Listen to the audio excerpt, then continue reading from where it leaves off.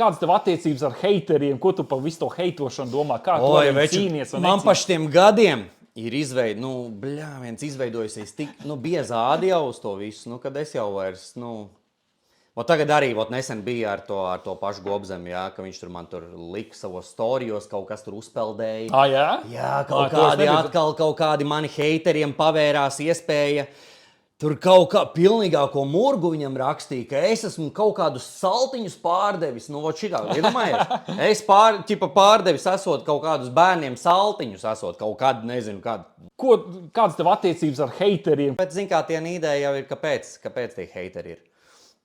Jo viņi redz, ka viņiem, ka man iespējams ir labāk nekā viņam, un tāpēc kaut kāda veida skaudības, nezinu. Droši vien, jā. Tas ir tikai tiem, kuriem, kur nav ko to žulti izlikt. Un tagad tu esi nofiltrēts.